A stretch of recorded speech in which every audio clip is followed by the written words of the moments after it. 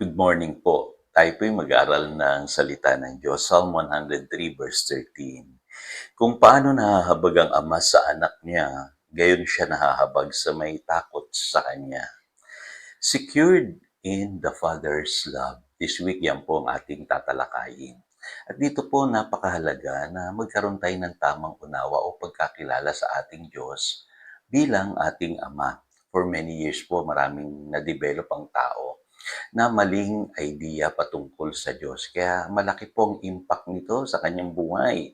Ano po, kapag mali po pagkakilala nyo sa Diyos, hindi nyo siya mararanasan sa inyong buhay. Hindi nyo madidiscover yung kanyang pag-ibig at hindi kayo makakaramdam ng seguridad sa buhay na ito. Kaya pag-aralan po natin yan. So saan nanggaling yung maling idea ng maraming tao patungkol po sa Diyos? Kasi po, pag binasa niyo po agad-agad yung Old Testament, ang madidiscover ninyo parang ang Diyos natin na kinikilala ay hindi kapareho nung Diyos na pinapakilala ng ating Panginoong Hesus. At alam niyo po, doon po nanggagaling yung ating pong bias. Ano po, akala natin ang Diyos ay malupit, mapagparusa, at yung Diyos na nakakatakot. Ano po, kasi ganun pong nangyari sa Old Testament Especially dun sa mga panahon na kung saan ang Israel ay nagre-rebelde sa Diyos.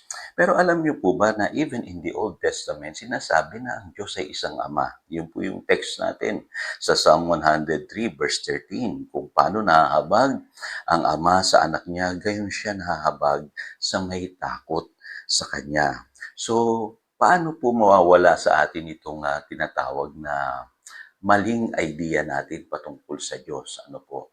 Kailangan kilalanin natin ang Ama sa pamamagitan ng kanyang anak. Kaya po naparito ang Panginoong Hesus sa mundong ito para ipakilala po na ang Diyos ay isang Ama. Mababasa po ninyo sa Matthew chapter 7, verse 11. Sabi diyan, kung kayong masasama ay marunong magbigay ng mabubuting bagay sa inyong mga anak, gaano pa kaya ang inyong Ama na nasa langit? Bibigyan niya ng mabubuting bagay ang sinumang humihingi sa Kanya. So iisipin natin, ano po, iba ba yung Diyos na pinapakilala ng Panginoong Hesus? Hindi po, iisa lamang. At maintindihan nyo na kung bakit nagalit sa Kanya yung mga religious teachers nung panahon niya rito na siya'y nasa lupa. Ano po, kasi iba yung turo ng Panginoong Hesus patungkol sa Diyos. Ang pinipresent na Diyos ng mga Pharisees at ng ibang religious leaders ng mga panahon na yon ay isang malupit na Diyos. Ano po? Nakakatakot na Diyos. Ano po? Pero dumating ang Panginoong Hesus, nagturo na merong isang Diyos na mabuti, nagmamahal, nagpapatawad, nagpapagaling, tumutulong sa tao.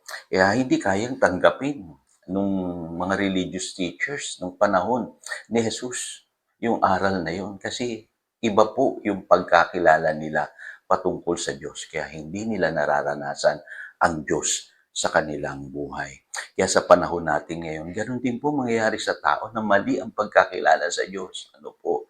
Hindi niya mararanasan ang Diyos sa kanyang buhay. At ang pagkakilala natin sa Diyos, yung concept natin ng Diyos, yan ang magbibigay ng totoong seguridad sa ating buhay sa lupa, mga kapatid, at maging sa buhay na darating. Kaya familiar kayo doon sa John chapter 10, verse 29. Ano po ang sabi diyan?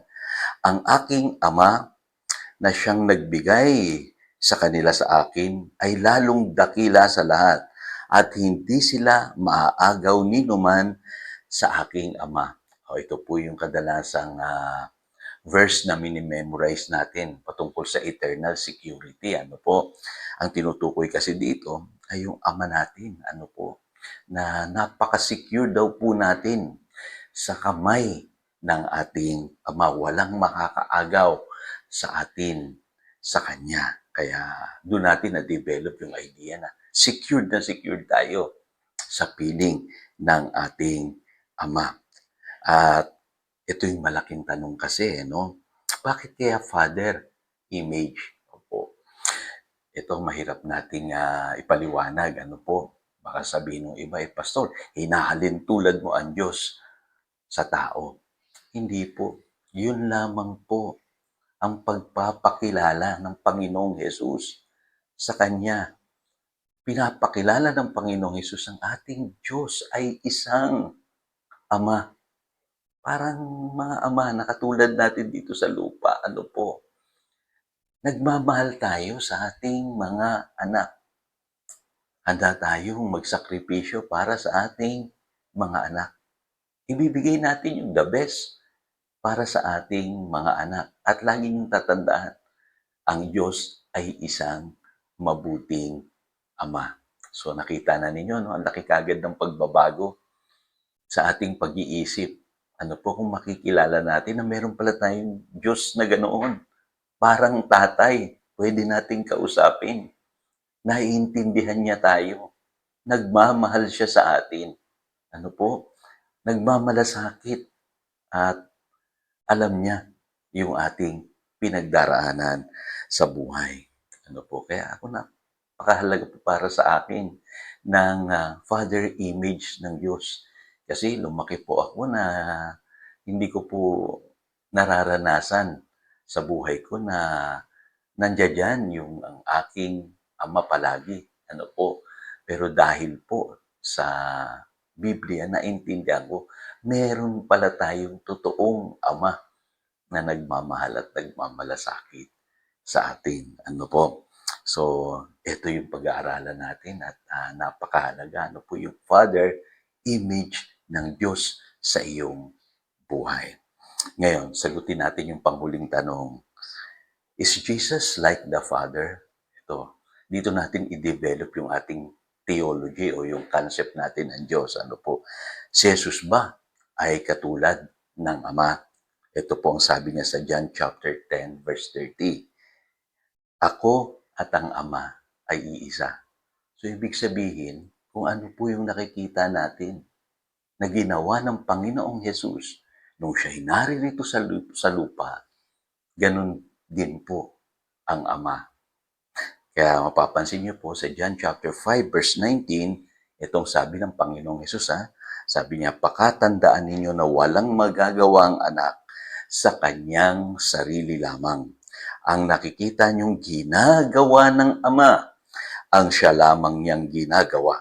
Ang ginagawa ng Ama, ang siya ring ginagawa ng anak.